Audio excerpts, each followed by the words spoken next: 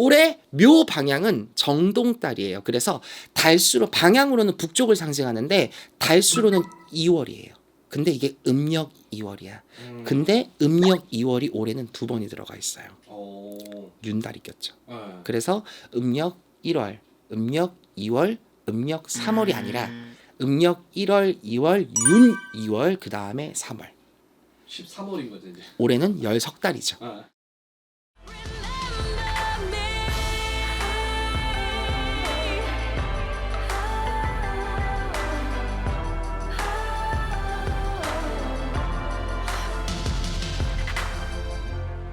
Remember me.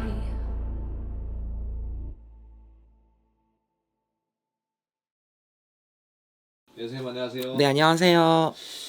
이제 개묘년이 이제 본격적으로 이제 또 시작이 되고 있는데 이 해는 과연 어떤 해일까에 대해서 선생님께서 오늘 또 준비를 해주셨는데. 개묘년 우리가 다 흔히 알고 있는 것처럼 2023년은 뭐 제가 굳이 얘기 안 해도 이미 사방에서 뭐 흑토끼의 해다.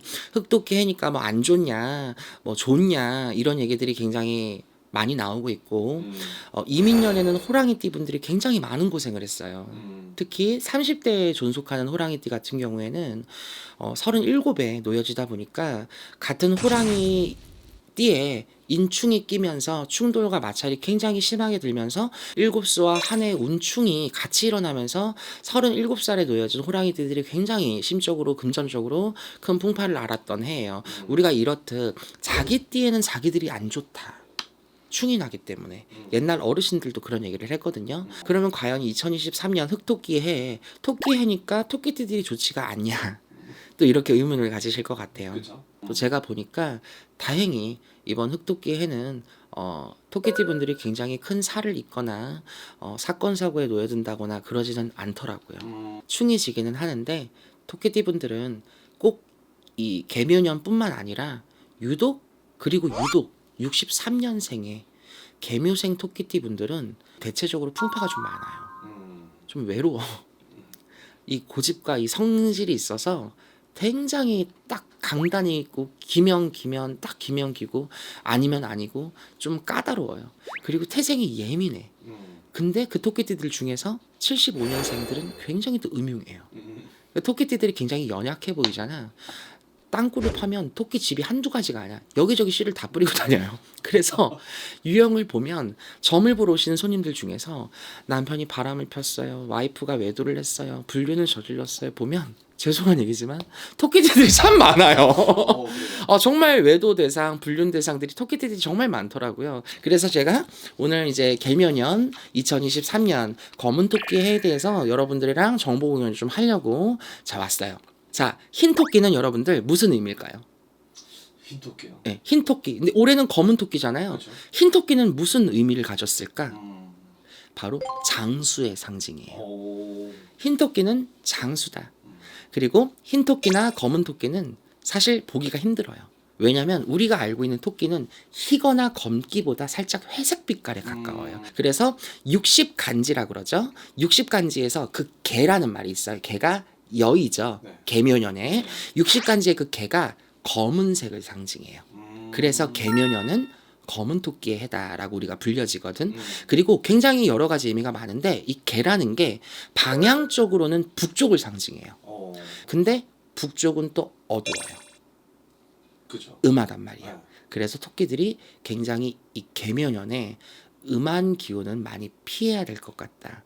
이 얘기는 장례식, 결혼식, 병원, 산밑, 뭐 흉가, 폐가 이런데 음한 곳, 음기가 좀 많을 것 같은 곳, 지하라든지 이런 음기가 많을 것 같은 부분은 좀 피해 주시는 게 맞다. 올해 묘 방향은 정동달이에요. 그래서 달수로 방향으로는 북쪽을 상징하는데 달수로는 2월이에요.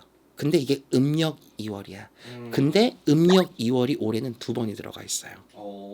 윤달이 꼈죠. 그래서 음력 1월, 음력 2월, 음력 3월이 아니라 음력 1월, 2월, 윤 2월, 그 다음에 3월. 그래서 올해는 음력 2월을 가리킵니다. 12지 중 넷째 지지인 묘. 시간으로 보면 이 묘가 아침 5시부터 7시. 말 그대로 묘시를 뜻하죠. 계절로는 봄을 상징해요. 그래서 토끼 만물의 생장, 번성, 풍요를 상징한대요. 토끼띠는 귀로 열 조절을 해요.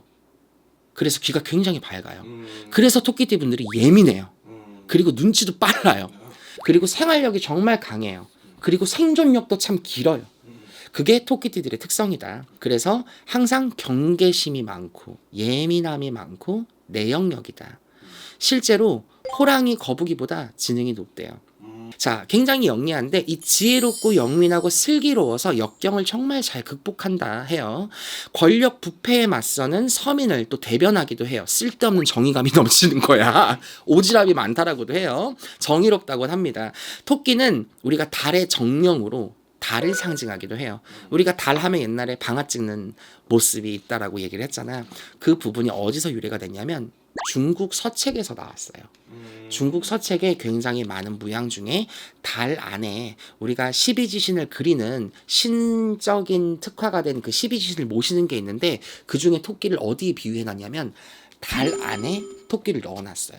그게 중국에서부터 유래가 됐대. 토끼는 정령의 상징이래요. 중국에서는 정령으로 모셔서 토끼라는 12지신 중에 토끼는 달의 정령으로 불려진다라고 합니다. 그리고 토끼는 무병장수. 장생불사의 의미를 지닌대요. 아까 흰 토끼는 우리가 장수의 의미라고 했잖아요. 네. 그래서 무병장수하고 장생불사의 의미를 지닌다. 토끼 꿈은 또 딸을 낳는다라는 어떤 선몽도 있어요. 태몽이라고 그러죠.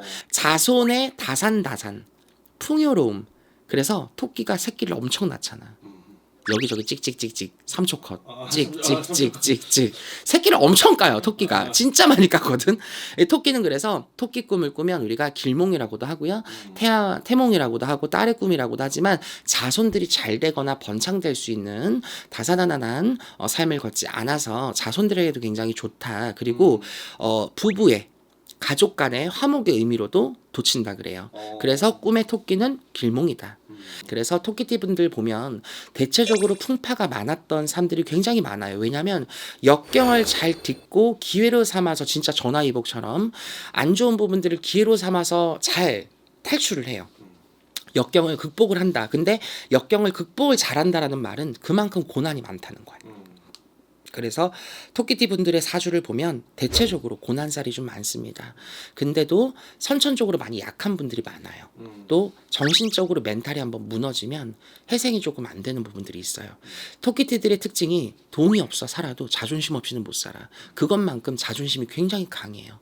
평소에 늘 풍파가 많고 역경이 많았던 토끼띠 분들은 올해 검은 토끼 해만큼은 좀 껑충 뛰는 토끼들처럼 전화위복이 되고 또 위기를 극복을 잘 전개시켜서 여러분들 올 한 해는 조금은 풍요로운 삶이 되셨으면 좋을 것 같아요. 감사합니다.